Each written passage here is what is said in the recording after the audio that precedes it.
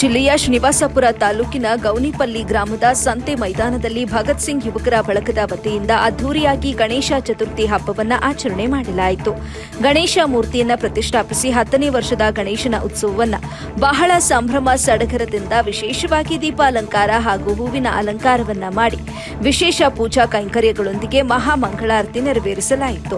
ಇದೇ ಸಂದರ್ಭದಲ್ಲಿ 5 ಕೆಜಿ ಲಡ್ಡು ತಯಾರು ಮಾಡಿ ಸುಮಾರು 7,700 ರೂಪಾಯಿಗೆ ಮಾರಾಟ ಕೂಡ ಮಾಡಲಾಯಿತು.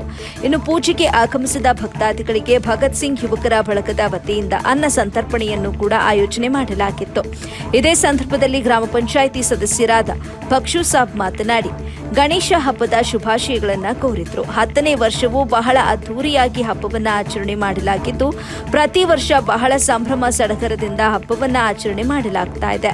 ಈ ಗೌನಿಪಲ್ಲಿ ಗ್ರಾಮದಲ್ಲಿ ಹಿಂದೂ ಮುಸ್ಲಿಂ ಎಂಬಂತ ಭೇದ ಭಾವ ಇಲ್ಲದೆ ಅಣ್ಣ ತಮ್ಮಂದಿರಂತೆ ಹಿಂದೂಗಳ ಹಬ್ಬದಲ್ಲಿ ಮುಸ್ಲಿಮರು ಭಾಗಿಯಾಗೋದು ಹಾಗೆ ಮುಸ್ಲಿಮರ ಹಬ್ಬಗಳಲ್ಲಿ ಹಿಂದೂಗಳು ಭಾಗಿಯಾಗಿ ಬಹಳ ಸೌಹಾರ್ದಯುತವಾಗಿ ಬದುಕುತ್ತಿದ್ದೇವೆ ಅಂತ ತಿಳಿಸಿದ್ರು. ವರದಿ ರಫೀವುಲ್ಲಾ, ಎಬಿ ನ್ಯೂಸ್ ಕನ್ನಡ, ಶ್ರೀನಿವಾಸಪುರ.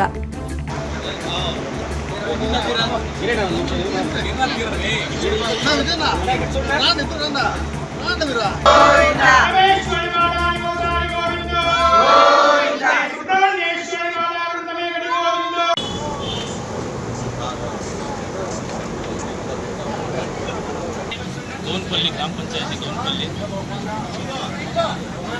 ಈ ಒಂದು ಗಣೇಶ ಹಬ್ಬವನ್ನು ಸುಮಾರು 10 ವರ್ಷಗಳಿಂದ ಬಹಳ ವಿಜೃಂಭಣೆಯಿಂದ ಅನೇಕ ರೀತಿ ಕಾರ್ಯಕ್ರಮಗಳಿಂದ ಈ ಭಗತ್ ಸಿಂಗ್ ಯುವಕರ ಬಳಗದಿಂದ ಸುಮಾರು 10 ವರ್ಷ ಬಹಳ ವಿಜೃಂಭಣೆಯಿಂದ ಈ ಒಂದು ಕಾರ್ಯಕ್ರಮ ದೇವರ ಕಾರ್ಯಕ್ರಮವನ್ನು ಒಳ್ಳೆಯ ರೀತಿಯಲ್ಲಿ ಮಾಡ್ತಾ ಇದ್ದೀವಿ. ಈ ಯುವಕರ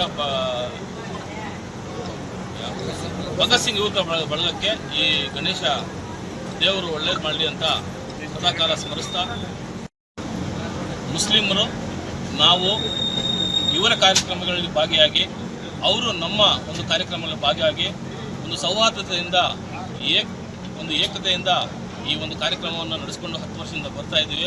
ಮುಂದೇನು ಹೀಗೆ ಇರ್ತದೆ. ನಮ್ಮಲ್ಲಿ ಯಾವುದೇ ರೀತಿಯಾದ ಜಾತಿ